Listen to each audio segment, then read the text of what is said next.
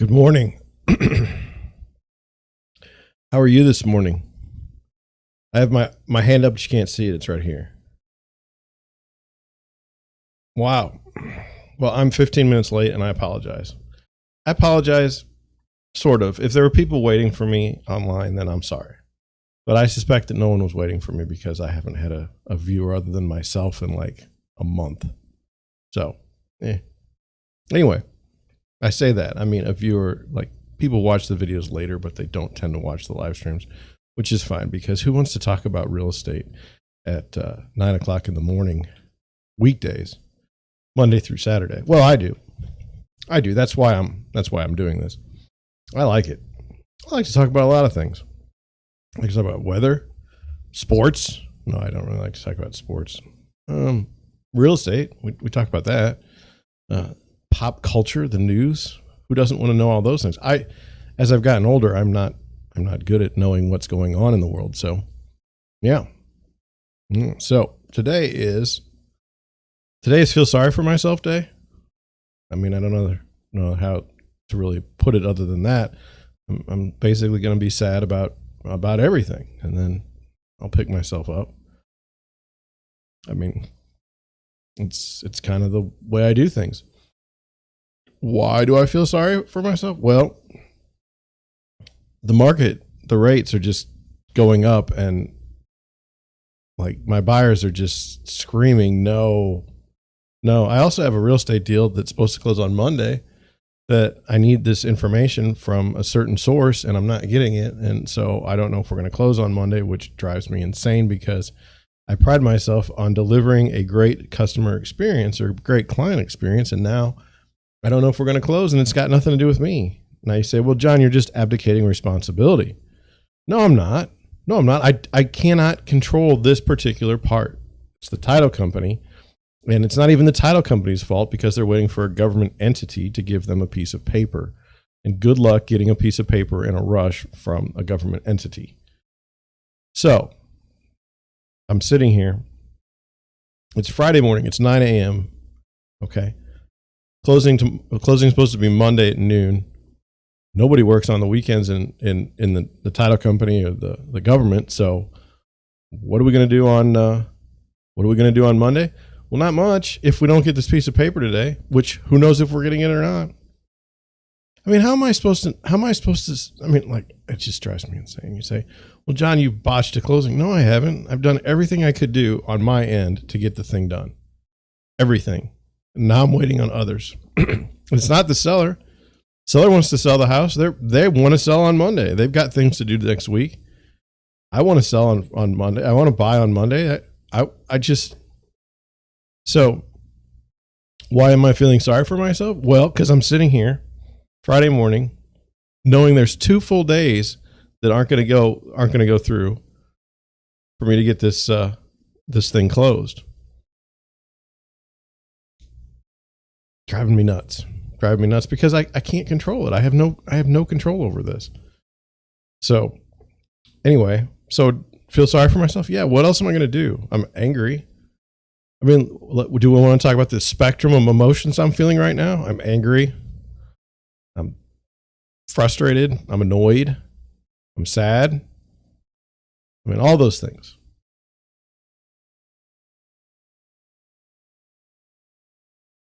It's not that hard. Like literally, like, the closing is this day. Then you work back from there. When the seller's agent and the buyer's agent do their part and the title company does its part on both for the seller and for the buyer. Okay. And the lender is doing its part. You should have a good closing. Okay. Now I've had many closings where somebody's a jerk. Okay. But never a situation where I'm literally waiting for a piece of paper from the government and it may or may not show up. It's annoying. It's super annoying and I hate it.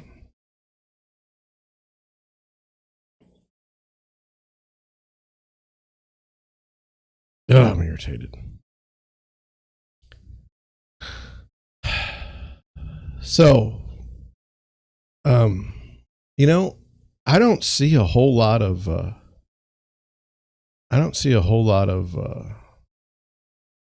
showings happening this weekend. I mean, I had some clients of mine can't get on the same page, and then everyone else, like with the rates, have just hidden, have gone in hiding. What's that mean? Well, I don't know. I don't know what, like, people say, well, what do you think the market's going to do in a week? I don't know. What do you think the market's going to do in a year? I don't know. I mean, as an example, did you think that coronavirus, I'll say it because I know it's going to get me banned from YouTube or shadow banned, but did you know when coronavirus happened that people will all of a sudden not like the homes that they live in once they moved back, once they had to live in them for 2 weeks, and decide they want to buy a house that's got all these features that would be more advantageous for live streaming for Zoom calls? Did you think the rates were going to collapse to the point where you could buy a $500,000 house for less than $2,000 a month? I mean, did you predict any of that? Did anyone? So do I know what's going to happen? Did you predict war between Ukraine and Russia, or whatever they're doing over there? People getting killed, basically. Did you predict any of that stuff? I didn't. And you say, well, you should have just paid more attention to the news and stuff. It's like, well, we never know what's going to happen. I don't know what's going to happen tomorrow. I don't know what's going to happen next month. I don't know what's going to happen next year. I mean, all we can do in the real estate market is like go to work every day. Buyers want to buy a house, we'll help them buy a house. Sellers want to sell a house, we'll help them sell a house. That's all we can do. That's all I can control. The rest of it's out of my hands. And it's kind of hard. Kind of hard on the mind. Because even when the market goes well, like, doesn't necessarily mean your business is going to go well. It's very strange. It's very strange. So anyway, do I have a whole, like, why was I late? I was late because my information source was not where I needed it to be. Kind of crazy. I used to get this thing. I had this email set up where I'd get this information, and it just wasn't there. It hadn't been there for a week, and I'm like, well, that's not good. So I had to go find some real estate news to talk about, which I do. There's Realty News Online is a place where I go. It's pretty good. Full disclosure, I might have some ownership in it, or all of it. It's what I do in my free time. I don't know.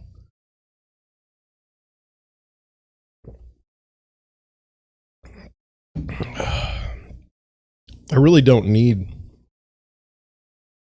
anyone to tell me about real estate news, because I already know most of it going on in the United States, since I run a website that has real estate news on it.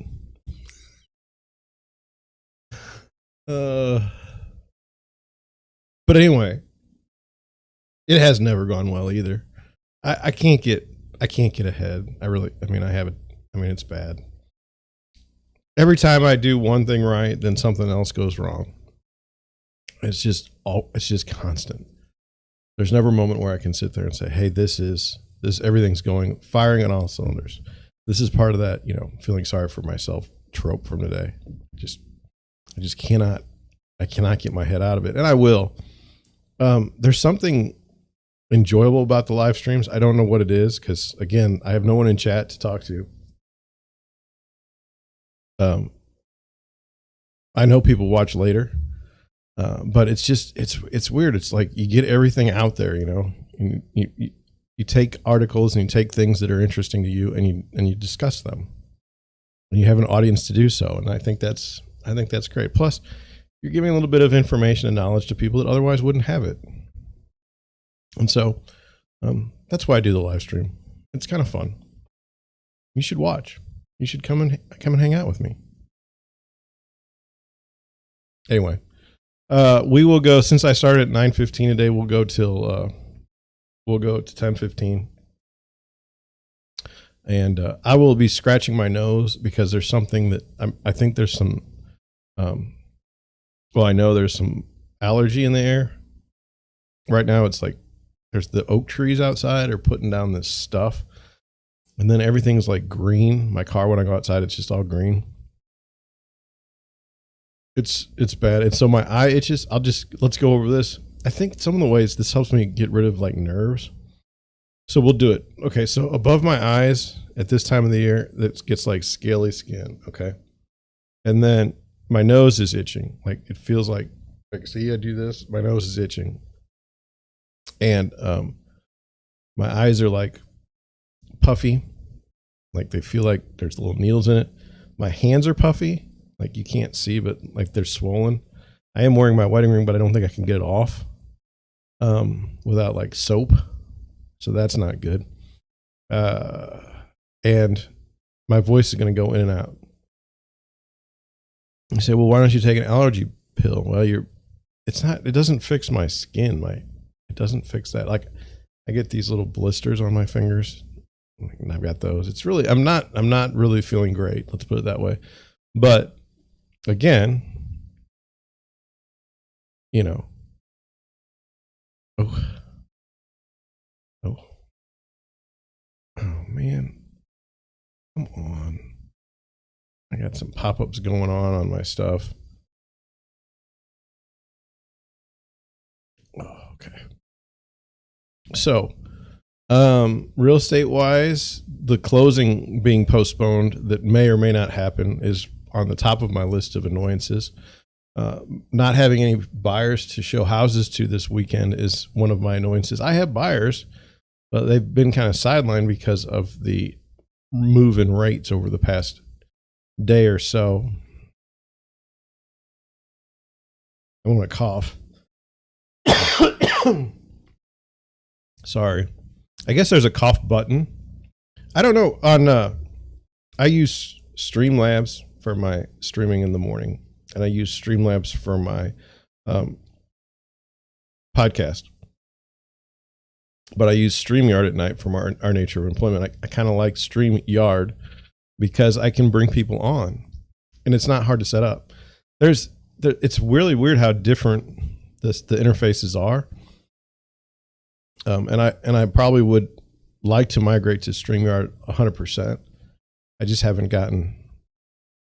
I don't know. You get used to using something and it works, and you just kind of like, you stay with it. I probably should move the live stream over. And now that I think about it, it's like, why are you doing it this way? There was a moment of clarity. It just showed up right in my head. Like, why are you doing it this way? This is a mistake. I was doing it because the picture quality on StreamYard isn't that great, but I could upgrade this. I could upgrade the software for it and get it where it needs to be. I mean, that's something we're going to have to take a serious look at this weekend. What do you know about the weekend? What are your plans? Mother's Day is Sunday. That's probably why I'm not getting a lot of showings on Sunday. I'm supposed to have a walkthrough, but I haven't gotten confirmation of that. Man, lots of things not going well for me this morning, starting off. So, yeah, Saturday, I don't really know. Saturday will be a live stream in the morning. There won't be a podcast. There will be a podcast today if I can get around to it. And I don't see why I couldn't. I do need to fix some stuff. And so I will. I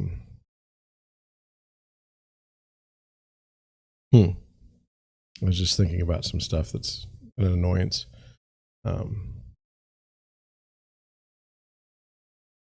Okay. Well, I think I've talked enough. I think it's time to get into the articles for the day, get into some other things. Let's get to that. Here's our Google search article of the day. 50,000 extra searches today about this, and I thought it was interesting. I thought the title was interesting. 2022 Kentucky Derby, everything you need to know about the greatest 2 minutes in sports. Okay, it's from CNN. It's going to be everything for me. So what I would like to know, just as I'm reading the headline, here's what I would like. If you're going to tell me everything that I need to know about the greatest 2 minutes in sports, I need to know every single horse, the name of them, and what time the event is, and like maybe something about ticket sales, like how much do tickets cost, and then how many people are expected to watch it. Okay, so that's what I need. Okay, that's everything I would need to know. Okay, it says the 148th edition of the Kentucky Derby is set to take place on Saturday as the iconic race looks to move on from last year's controversy. Medina Spirit crossed the line first in 2021, but the horse later tested positive for a banned substance, meaning the result was nullified. The horse's trainer, Bob Baffert, was subsequently banned for 2 years from Churchill Downs, and initial runner-up Mandaloun was announced the race winner.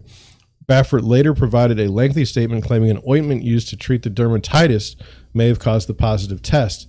The episode, which took a sad twist after Medina Spirit unexpectedly died in December, arguably continues to overshadow the spectacle, which was first held back in 1875. But the Derby is keen to leave the controversy in the past. Without Baffert, who has won the race a record equaling 6 times, the field is wide open for what promises to be an exciting contest. Now, my understanding is he's banned 2 years. He's not even able to be there. Without, oh, maybe I read that. Okay, dubbed the greatest 2 minutes in sports and not into its approximate runtime, the Derby is the first race in U.S. horse racing's coveted Triple Crown, which also includes the Preakness Stakes and the Belmont Stakes. Justify, trained by Baffert, was the last horse to win all 3 races back in 2018. I don't remember that.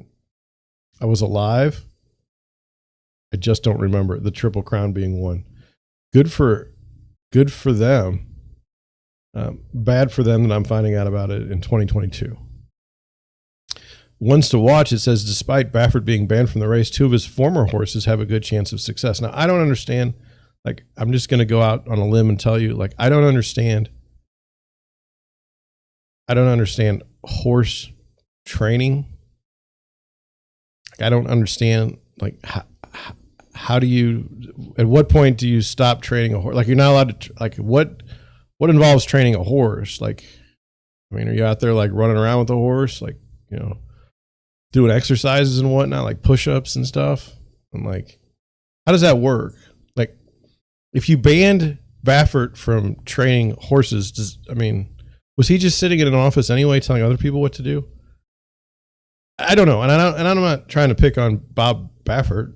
I'm just trying to figure out, you know, how are you, I mean, like 6 months from now, can he train a horse and then like just get rid of it for someone else, you know, and say, well, they're training it now. I don't know how the game works, but I'm sure he does.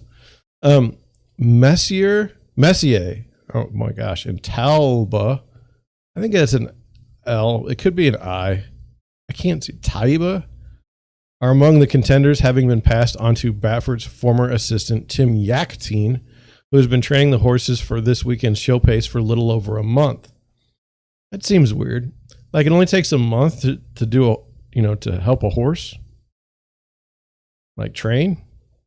Yeah. Yaktine said he hasn't had any communication with Baffert in the lead up to the races, but has faced extra attention with some arguing that these are the 69-year-old trainer's horses in all but name. So, do you think that the guy that's the assistant to Baffert, or former assistant to Baffert, do you think he's going to say, yeah, I talk to him all the time? I don't think that would go over very well. I'll be honest, I didn't realize it was going to be like this, but I would have never hesitated, Yaktine told reporters when asked if he had equivocated taking the horses into his barn. I don't even know what that means. However, Epicenter and Zandon look to be the 2 standout picks heading into the race, with both horses boasting great potential. Epicenter's trainer is Steve Asmussen. or I didn't mean that. I don't know how Asmussen. No, I'm sorry. Is the most successful in North American horse racing history, but has failed to win the Derby in all of his 23 attempts. Well, that's just, you know what? Like Steve Asmussen, the trainer of Epicenter, is kind of like the John Schink of live streaming. Like the most successful in North America, but has failed to win the Derby in 23 attempts. I have failed to garner an audience of more than 100 people in, 6 months. It's been a long time. So, I mean, there's that. It says Zandon, meanwhile, is coming off the back of an impressive performance last time out, which has established it as the race favorite. What? Zandon is a horse. It's coming off of the back of an impressive performance last time out, which has established it. The horse isn't it?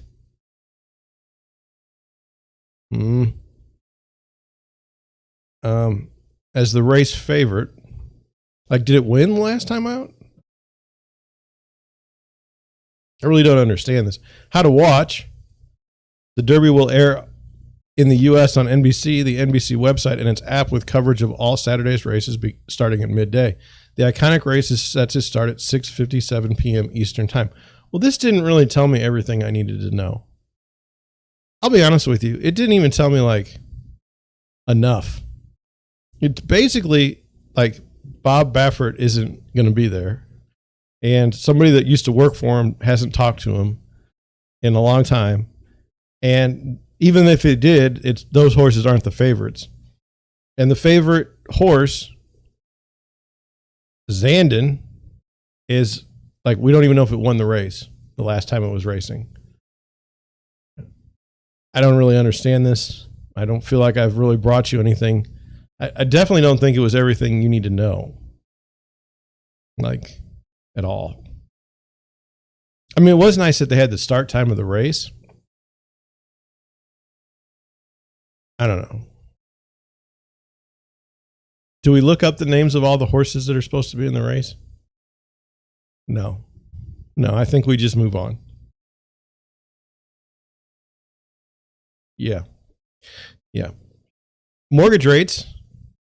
So the Fed raised the borrowing rate, the Fed funds rates, to 70.75? I'm guessing. I don't remember. And anyway, let's figure out if that's the case, what's going on here. Did it affect mortgage rates in St. Louis, or what difference does it make, right? Does it affect mortgage rates across the United States? Let's look at the survey. It's on deerwoodrealtystl.com. Oh, look at that. Now we're at 5.62% from 5.50%. Oh, that's great. So, I don't know if you know this, but I'm a real estate agent, a real estate broker, and my livelihood depends on me helping people buy and sell homes. And when the market looks to be going where it is,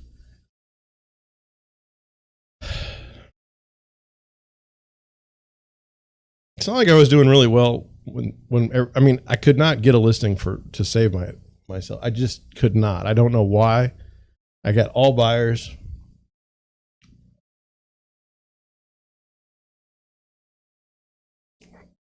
Well, this is the life I chose, eh? This is the life I chose. So if people stop buying houses all at once, it's going to be tougher.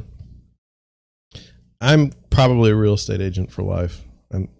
I kind of like it, even when it goes poorly. So, whatever the market does, we'll respond to it. But can you see that chart? I don't know if you can see my cursor or my mouse, or the arrow. I don't even know what it's called. Literally November, we were rolling in at about 3%. And now it's May, and the chart's just whoosh. And what's going to happen? I'll tell you what's going to happen, because I have buyers. They're going to call me, or they're going to email me or text me, and they're going to say, John, no offense to you, but this is too expensive. We're not going to buy anything. We've decided to halt our search. And it's like, I get it. It was almost nice of you just to tell me that you halted the search. You don't even have to do that. But people kind of halt the search and then don't say anything. Like, some people just disappear. I don't know. It's all, you deal with it, right? This is the lot we're dealt with, or this is the hand we're dealt, and this is how we're going to play it. So I don't know. It'll be interesting, because for the length of the live streams and the length of the Deerwood Realty YouTube channel, it's been a good market. Like I said, it hadn't been good for me, but it had been a good market for others. Now it'll be interesting to see what happens next. Will things go south? I don't know.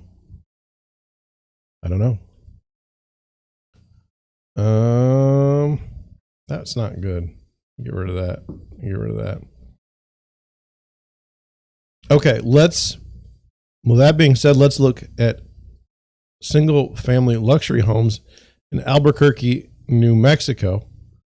This is the same one. I mean, I think. Maybe it's not. I don't know. It looks pretty similar. And what I can't figure out on this one is like, it's the exact same, but one's got an address and one doesn't. So I don't know if we're playing games or what we're doing. I think I only want to look at one of them. And I think this has happened before. I bet if you look at this, it's going to say it's been on the market for how long? 181 days. I probably looked at it before, but I don't remember it enough to look at it this way. I'm going to put all three of them up today, because I just feel like that's what I want to do.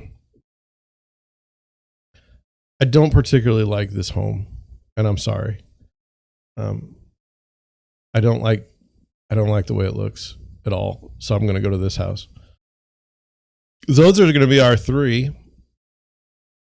So let's look at this one. 50 pictures, 181 days, 6-car garage, built in 2007. Property history, it was listed in November of 2021. It's now, what are we in, May of 2022? A little slow. Situated in one of Albuquerque's most premier lots at the base of the Sandia Mountains, this stunning contemporary home is lovingly sited on a magnificent 2.76 acre parcel nestled within the private gates of the Tanouin Country Club and Golf Course. An exemplary piece of artwork, this 13,000 square foot home was thoughtfully designed with every attention to detail. Marble floors cascade the vast living and formal spaces, with a grand owner's suite separated from 3 large and luxurious secondary bedroom suites. A private guest suite is just off the full-size gym, which overlooks a zero-edge pool, hot tub, outdoor fire feature, and a gracious covered outdoor kitchen for entertaining. Artfully designed for hosting, the grand entrance and curved spiral staircase lead guests from the panoramic bar area all the way to a wine tasting room and nearby home theater. A gourmet chef's kitchen and a large commercial prep kitchen are fitted with high-end luxury commercial appliances. 2 separate offices are graciously outfitted with custom cabinetry, and a large billiards game room offer those seeking a home retreat. The property is being sold furnished, as most of the decor and furnishings were custom made and designed for the spaces. Enjoy the panorama of the ever-changing New Mexico sky from every view vista that this impeccable property has to offer. Well, let's see. Now, you've seen it in the description. There better be a good view vista picture in this setup. I mean, that's a view vista. It's the third picture. See? And that's how you do it. Now, I would have liked like a picture from right. I don't know if you can see this, but right from there, go in that direction. And I'm going to check. I'm a little bit paranoid about my screen lately. So there, I just wanted to make sure that was good. Okay. So here we go. Let's continue. Beautiful view vista. I would have liked, like I said, to be like when we come in the front door, I'd like to be there. There's the front door. I'd like to see that. What's going on there? Is that the stairs? It's kind of weird to me. Like you walk in and there's a bar. What do you, I mean, can't even make it to the kitchen.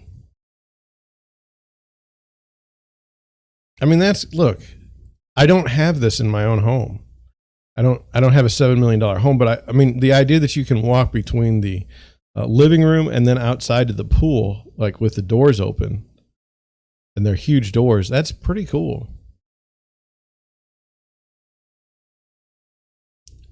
This is a fantastic ceiling in the kitchen. I mean, so cool.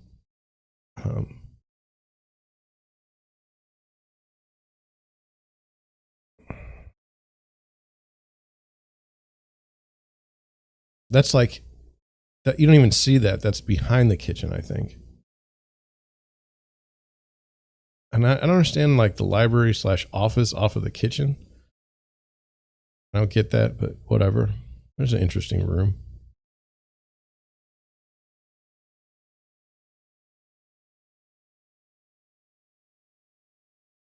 You can work out. I mean, that's like, it's hard to tell because there's a mirror here, so you can't really get a good idea for the size of the room. There's your theater room. That's like the front. We were talking about what would have been good to see the stairs. So far, I'm doing a pretty good job of like figuring out where I'm in the house.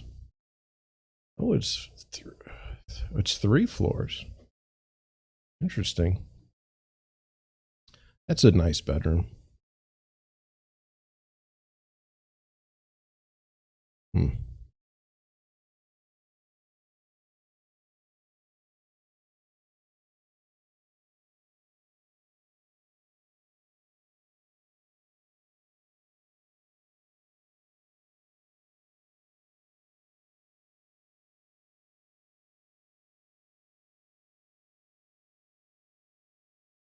So by my count, and not as a complaint, by my count, we got 2 Vista views in the listing with 50 pictures. Not bad.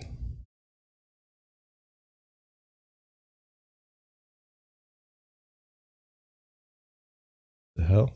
I got an email from someone. It's like, I don't even know what this is about. Okay, so that was nice. 7.5 million. Okay. Here's another house. This house has got 10 acres. 10 acres. Good Lord.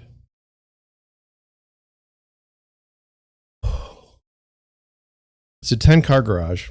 Been on the market for 352 days, so I've already looked at it once. Built in 1997, 8 bedrooms, 10.5 baths, 16,000 square feet, but it's on a 176 acre lot. That's amazing. Let's take a look. 38 pictures. Actually, let's look at the property history listed in May of 2021. It's too much to read. Let's continue. I mean, there you are.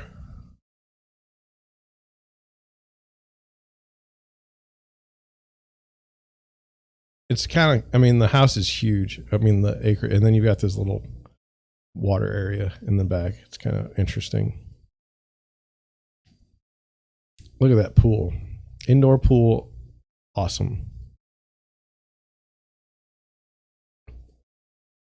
That's what I would do if I were listing this house. I would try to get it so that you understand how the ginormity, like 176 acres. That's what I would do. I don't think there's anything wrong with that. I think that's the way you list this house. Now, it's 16,000 square feet. So I'm also, what I want to do in the pictures is I want to give someone a sense of how big that is. So I would probably want a floor plan with some dimensions. Because right here, this is a lot of space, but it's not defined very well for the pictures. Not a complaint. It's just, I'd like to know exactly what it is. There's the kitchen. It's huge.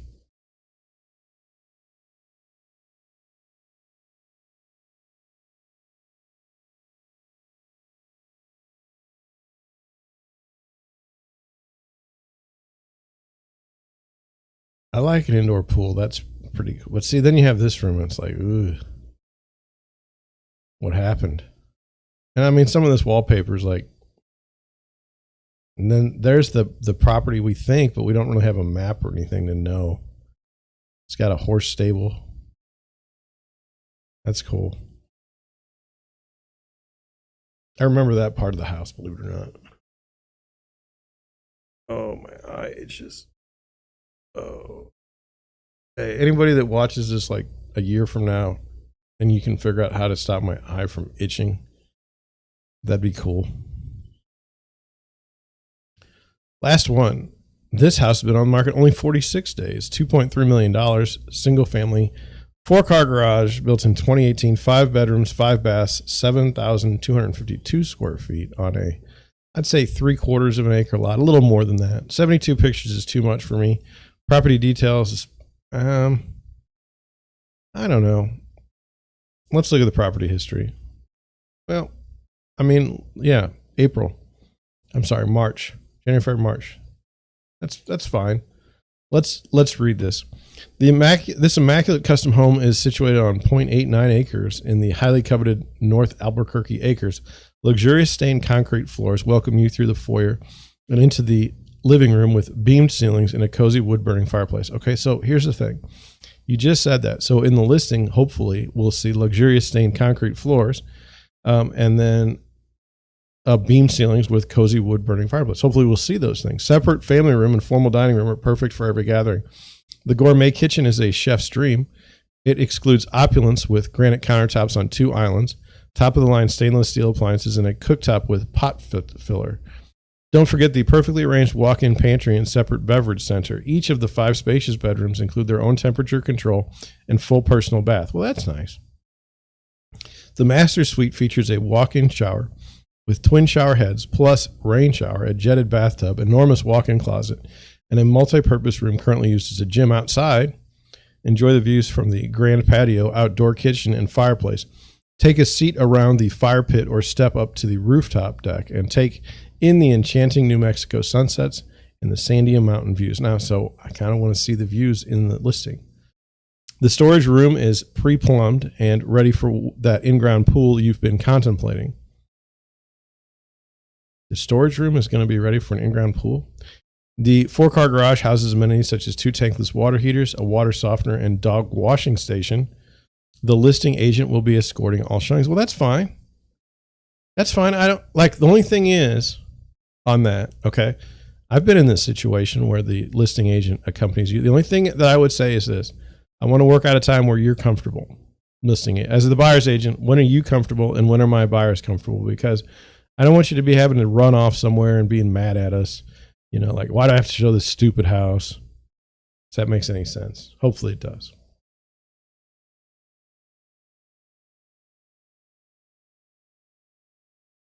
Let's go through it. It's got 72 pictures. We're not looking at 72 pictures. We may get to 50. So, like, we're outside. Now, one of the problems, from my perspective, because I'm from St. Louis, Missouri, is they don't have a yard. Like, there's no grass anywhere. That's not good. Like, I'm not used to it. I understand they're in the desert, I suspect. So, and then I do kind of like this. Look, we're going to walk into the house. There's another house behind it, so that's kind of like, now we're inside. Let's see. So this is stamped concrete. This is stamped concrete. There's the beams of the living room. So what the agent is doing here, is causing you or allowing you to trust them. They're creating trust by saying, this is what you will see. And then this is what is, and this is what it is. There's the beams. There's the concrete floor. It's a cool house. Is it 2.5 or $2.3 million? Cool. I don't know. So far, I really like it. It's built in 2018. So I would hope that everything is kind of, of the style that we're into right now.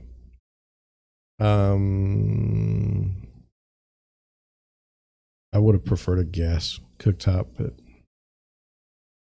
what else? I think this is that special beverage room.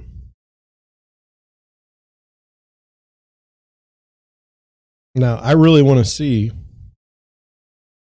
So the whole house is a concrete floor, like it's everywhere. It's fascinating.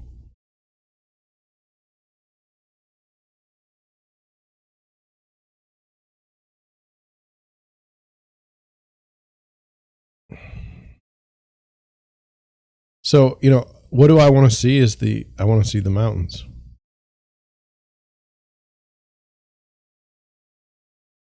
That's what I want to see.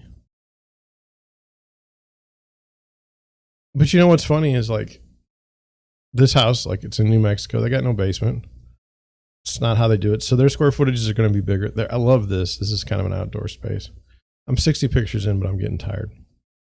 So let's go. Let's move on. Let's move on here. Let's move on here. Is there anybody in the chat? No. Okay, I was worried. I was worried because, what if there was? This article I thought was interesting. This is something I've been talking to my friends about. Look, we have assessments in St. Louis County every 2 years. And with houses rising, 35, 40% in value, your taxes are going to be ridiculous when they do the reassessment. And so I thought we should go over that. I'm not trying to warn people or keep people from buying houses.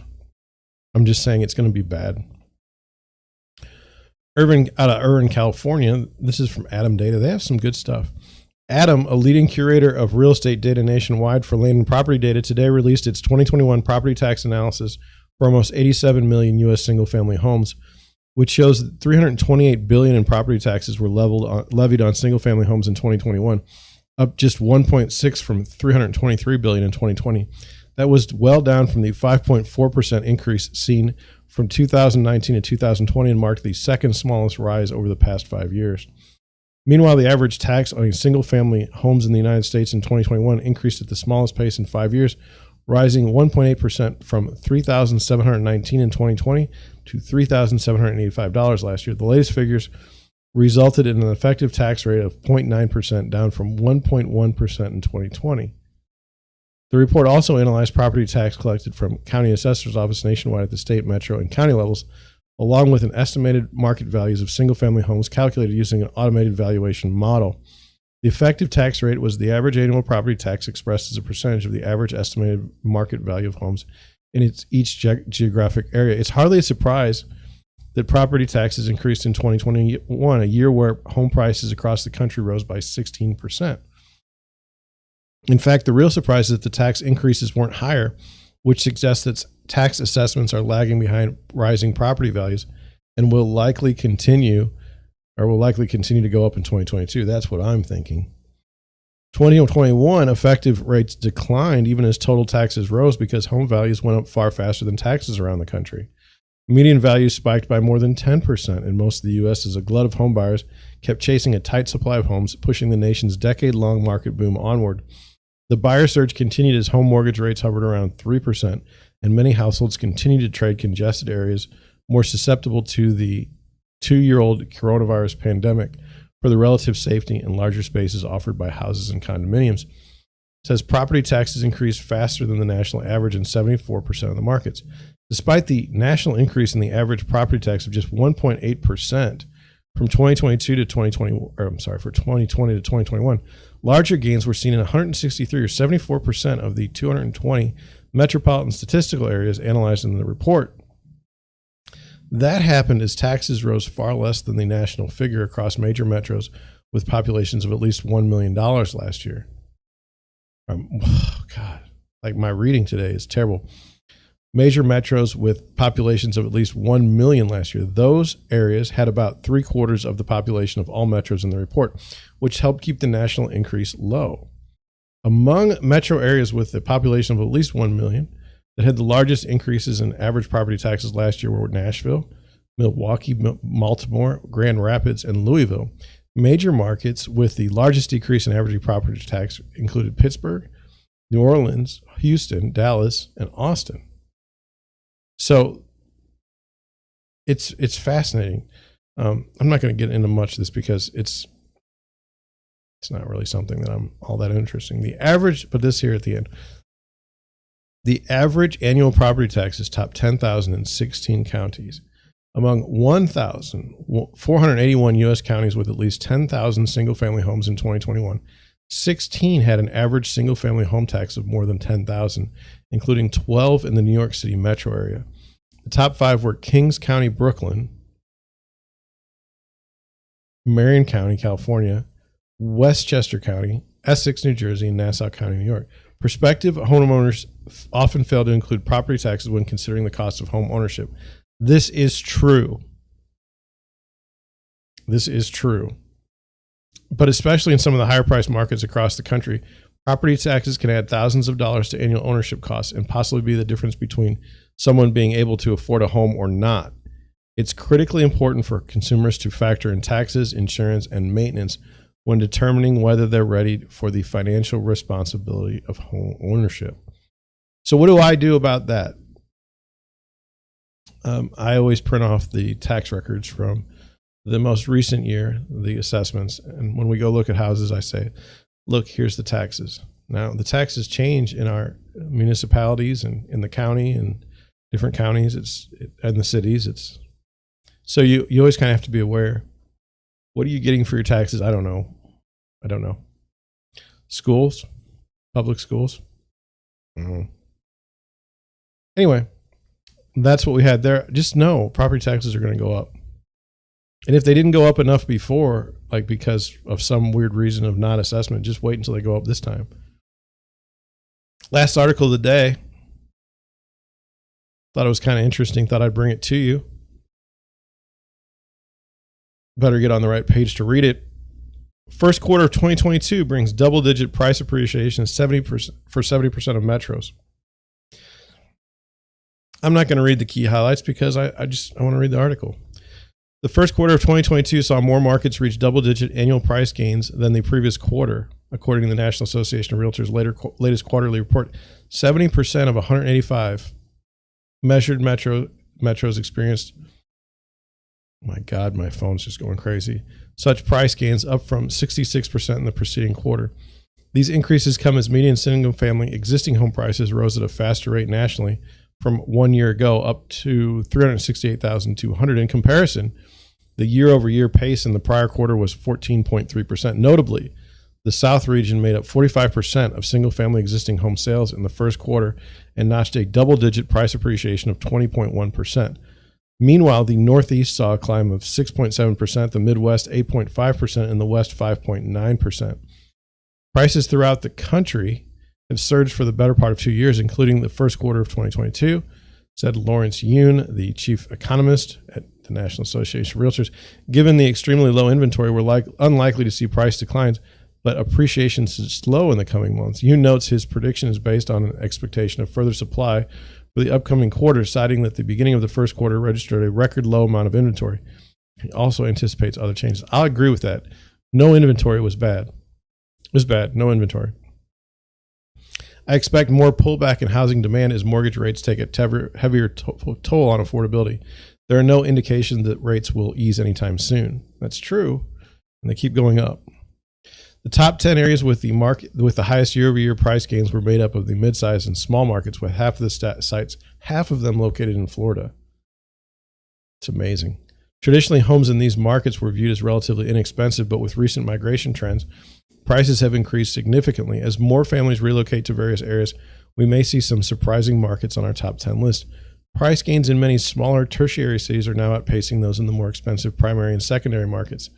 This is due to buyers looking for less expensive housing and also a result of more opportunities to work from home, making relocation to smaller markets possible. Half of the nation's top 10 most expensive markets were in California. Good Lord. With sustained price appreciation and higher mortgage rates, affordability greatly worsened in the first quarter of 2022. The monthly mortgage payment on a typical existing single-family home with 20% down payment rose to $1,383, which was up $319 or 30% from 1 year ago. Families typically spent 18.7% of their income on mortgage payments. Declining affordability is always the most problematic to first-time home buyers who have no home to leverage and it remains challenging for moderate income potential buyers as well. During the first quarter, a home purchase was seen as unaffordable for a first-time home buyer intending to purchase a typical home. The mortgage payment on a 10% down payment loan on a typical starter home valued at $313,000 rose to $1,363. Now think about that. A starter home is now considered $313,000 for a starter home. That is an increase of $313 from 1 year ago, or 30% from 1 year ago. First-time buyers typically spent 28.4% of their family income on mortgage payments, thus making a home purchase unaffordable. A mortgage is considered unaffordable if the monthly payment amounts to over 25% of the family's income. A family needed at least $100,000 to afford a 10% down payment on a mortgage in 27 markets. However, a family needed less than $50,000 to afford a home in 63 markets. The National Association, I don't care about that. We know that they're the largest organization for real estate agents in the country. So let's go here. What did we learn today? Well, we learned that house prices are getting expensive. We learned that taxes are going to go up. We learned that property in Albuquerque, New Mexico, kind of cool. I kind of liked it. And we learned about horse racing. Well, the Kentucky Derby, but I mean, I don't know. Call me not convinced, because I don't feel like I learned everything I needed to know about the Kentucky Derby. Anyway, also there should be like a historical context in the story. Anyway, that's all I have for you today. I know I'm cutting it short. It's Friday, I guess, is what I'm going to go with. No one's here to chat with me. Maybe if you came to chat with me, we could, show up and chat. We could stretch the show out longer. If you are watching this down the road, like say 10 years from now, would you hit the subscribe button? I'll be 54 years old then.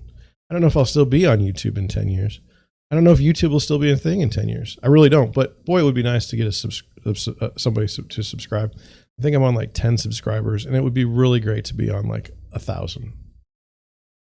In 10 years, I hope to be at least at 1,000. That would be good. So with that, I'm going to head on out. Thank you for watching. I will catch you tomorrow, hopefully at the right time, 9 o'clock.